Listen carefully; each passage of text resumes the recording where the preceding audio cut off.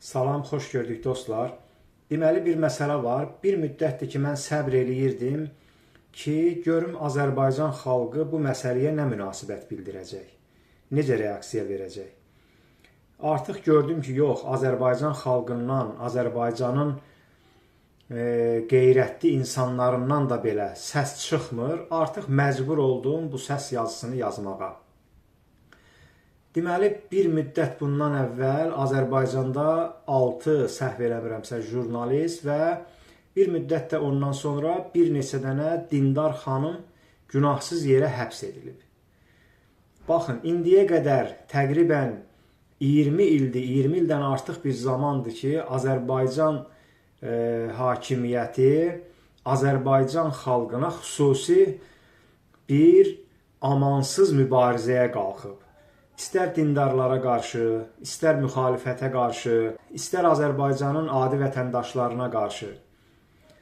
Amma son hadisələrdə artıq xanımların belə şərlənərək həbs edilməsi, bu doğrudan da Azərbaycanda indiyə qədər görsənməmiş bir hadisədir. Baxın, Azərbaycan hakimiyyəti Azərbaycanlılardan ibarət bir komanda deyil. Bunu hər kəs bilir. Məlum məsələdir ki, Azərbaycan hakimiyyəti, Azərbaycanda yuxarı strukturlarda işləyən məmurlar, eyni zamanda polis sisteminin böyük bir əksəriyyəti Azərbaycanlılar deyirlər. Bunlar ya ermənidirlər, ya yezidi kürddirlər ki, Azərbaycan xalqının başına qənim kəsiliblər. Bu məlum məsələdir.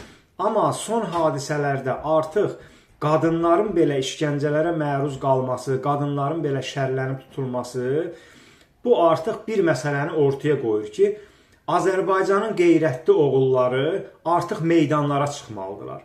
Azərbaycanın qeyrətli oğulları Azərbaycanın bu həbs edilən jurnalistlərini, Azərbaycanın bu həbs edilən dindar xanımlarını öz canları bahası ilə müdafiə eləməlidirlər. Bu artıq namus məsələsidir.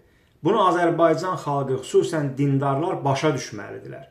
Əgər bu yolda Azərbaycan xalqı istər dindar olsun, qeyri-dindar olsun, onlara qarşı aparılan bu zülümlərə, işgəncələrə, şərləmələrə, həbslərə qarşı mübarizəyə qalxsalar, Allah yolunda cihad etmiş kimidirlər. Çünki onlar nahaq yerə həbs ediliblər. Çünki onların heç bir günahı yoxdur. Nə o jurnalist qadınların, nə o biri hicablı xanımların heç bir günahları yoxdur. Onlar sırf azad düşüncələrinə görə, onlar sırf dini ayinləri, dini adət-ənənələrini yerinə yetirdiklərinə görə həbs ediliblər, şərləniblər və bugün oxuduğum bir məqalədə yazılır ki, o xanımlardan biri artıq bir neçə müddətdir ki, azıq aksiyasına başlayıb, digər xanımlar da onlara qoşulublar və ölüm aksiyasına, ölüm aclığı aksiyasına başlayıblar və onlardan biri yazır ki, biz şəhadətə qovuşsaq, bizim Allaha ilk sözümüz Azərbaycan xalqından şikayət olacaq. Baxın, bu haqlı bir şikayətdir.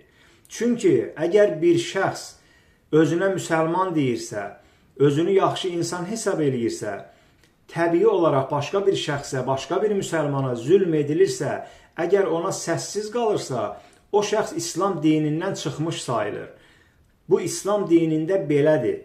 Yəni, Azərbaycan xalqı mütləq şəkildə bu xanımların, mən indiyə qədər həbs edilən kişiləri başa düşürəm, möminləri başa düşürəm, ruhaniləri başa düşürəm. Bunlar kişidirlər, kişi kimi mübarizə aparırlar, haqq sözü deyirlər, haqq yolda müqavimət göstərirlər və həbs edilirlər. Bu məlum məsələdir. Ancaq xanımların şərlənərək həbs edilməsi bu artıq doğrudan da namus məsələsidir. Və Azərbaycan xalqı əgər bu məsələdə səssiz qalsa, mütləq şəkildə cəzalanacaqdır. Allah tərəfindən cəzalanacaq.